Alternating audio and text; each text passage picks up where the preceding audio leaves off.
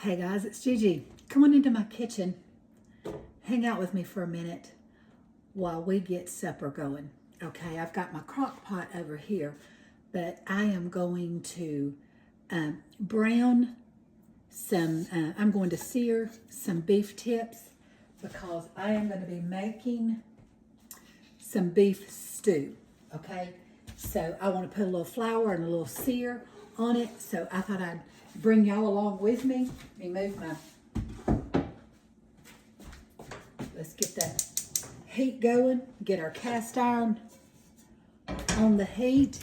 Excuse me while I open my cabinet and get some oil out. I should have done that already. Just gonna lightly coat our cast iron.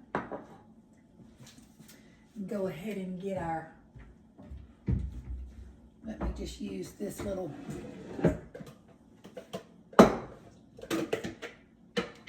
old faithful red mixing bowl. Keep all my mixing bowls right up there. But I'm just going to put a little bit of all-purpose flour in here, just enough to coat our meat. That's all we want, is just to put a good sear on our meat. I am going to go ahead and put some flavor in my flour. This is onion powder that I'm putting in here. Measure with your heart, but that's some onion powder.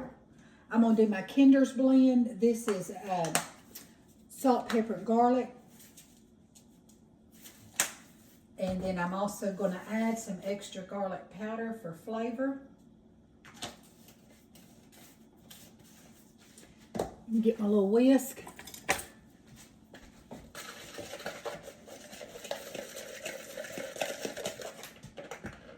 All right, we're waiting on our cast iron to heat up.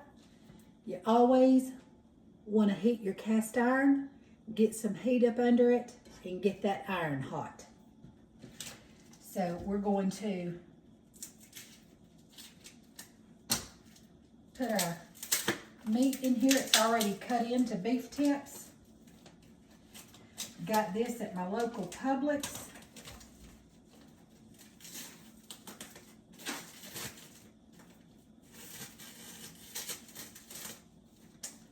And we're just going to put it in over in our flour. And I'm using my hands. If you prefer not to, you do what you're more comfortable with, okay? But I'm just putting that flour coating on all of our meat and our seasonings. Because what I want to do once I get this sear, on my beef tips, then I'm going to put it in my slow cooker. And I'm just going to let it slow cook with some potatoes, some carrots, some onions, celery, some tomatoes. I'm just going to make a beef stew today.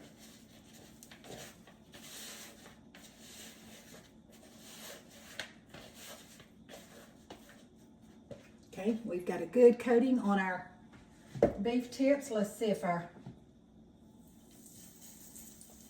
got the sizzle. So we're going to place our beef tips down in our cast iron, and just I am going to put just a little bit more oil.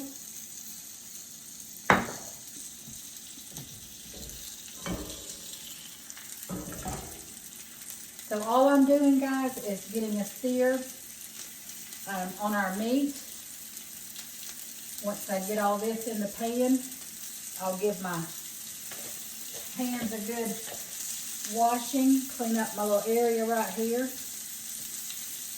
And I'll come back when this is ready to be flipped and turned so that you can see the sear that I put on it. Just not overcrowding my pan. Okay. Let me get all this cleaned up, give my hands a good washing, and I'll be back with you. Okay, I want to show you that we're getting a good sear on our pan.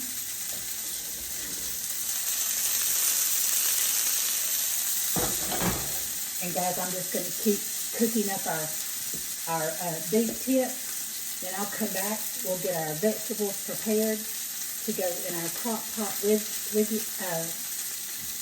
get it in our crock pot, but I'll come back and I'll show you every step of the way, okay?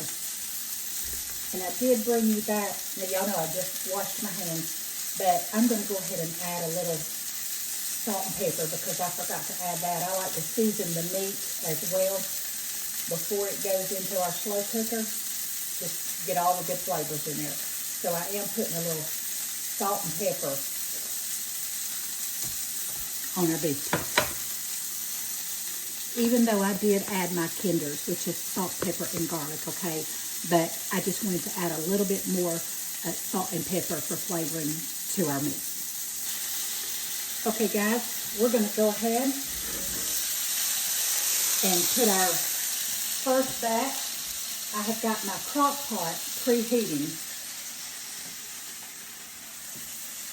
And we're going to go ahead and get our first batch into our slow cooker. We're going to add a little bit more, whoops, one tried to get away. We're going to add a little bit more oil to our pan. And we're going to move on with our second batch of beef tips.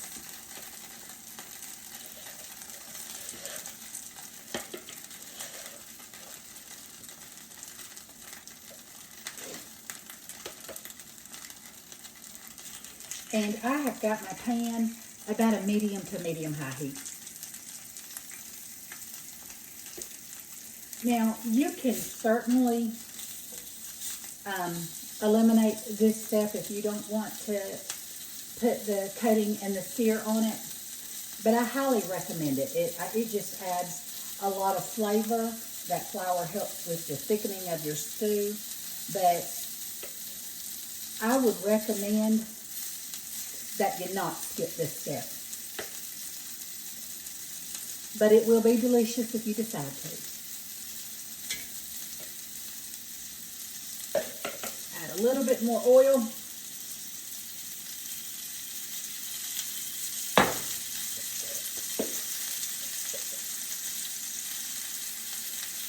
And then guys, this is our last batch of beef stew tips.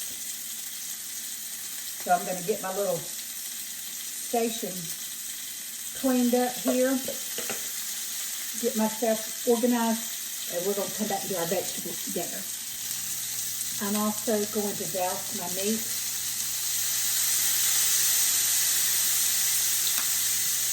with a little bit of Worcestershire sauce. Let that continue searing. We're going to get our vegetables ready, okay? So I went a little heavy-handed on the onion powder because I don't know how I've let myself get so low on onions because I keep onions on hand all the time. But I've only got one small piece of an onion. So we're definitely going to use it. I have washed my potatoes. I'm using these little small red potatoes. I'm just going to have them. Of course, I won't stay here with you the whole time and have all these potatoes, but I'm also going to put some carrots I've already had washed in my refrigerator. I'm going to put some carrots in there as well. And I've also got some celery that I've already washed in my refrigerator. I like to go ahead and wash up all my vegetables and fruit when I bring it home from the grocery store and just get it sliced and prepped.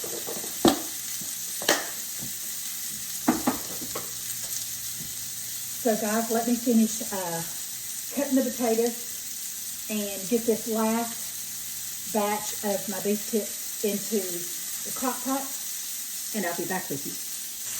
I did want to show y'all that nice sear that we've got on our meat. This one's going into the crock pot. Now, I don't want to lose any of the flavors that is in our cast iron from where we seared the meat, so I'm going to put a little beef stock in there because I'll be using it in my beef stew. But I want to put a little bit of that in there because I want to deglaze all those bits.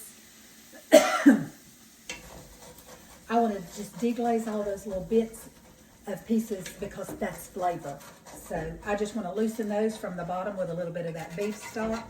And I'm going to pour this over into our crock pot and see how easy that it just comes loose with that beef stock. So I am going to put that over. It's also a good way to clean your pan.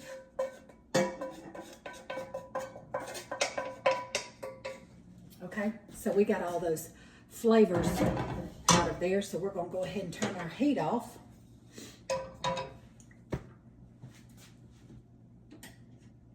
And I'm going to finish cutting up my vegetables. I just wanted to show you that I'm cutting my carrots into bite-sized pieces, my celery into bite-sized pieces, very similar in uniform to bite sizes, okay? So that's just about the size that I'm cutting up my vegetables.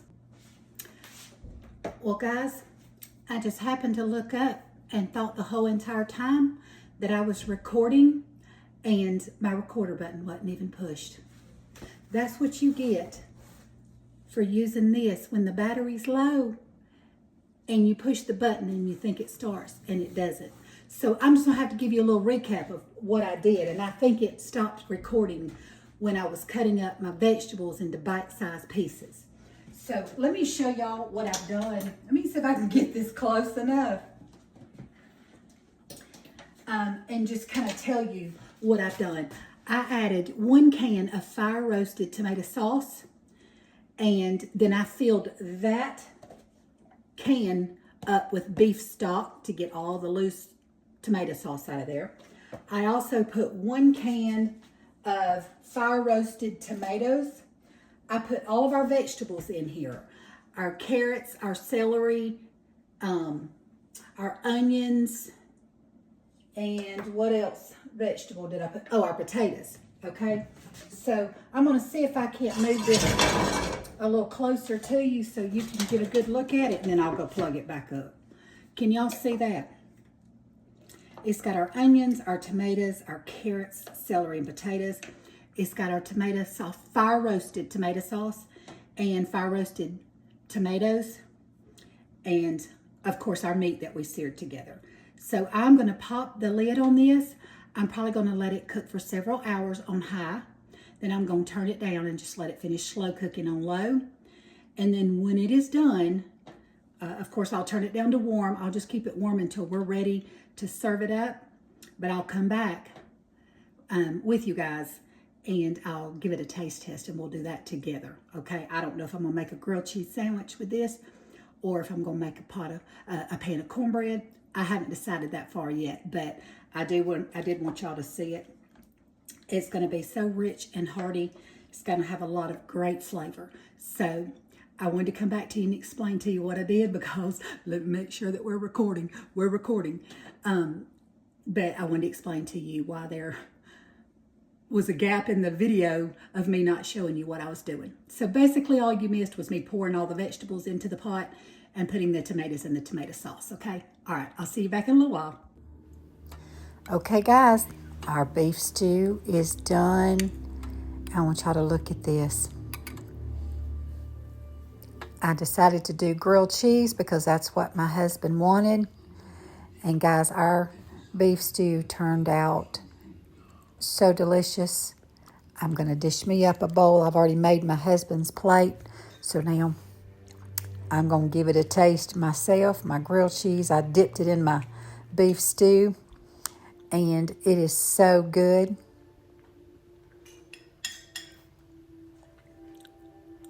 It's a little hot, so I'm being very careful not to burn my mouth.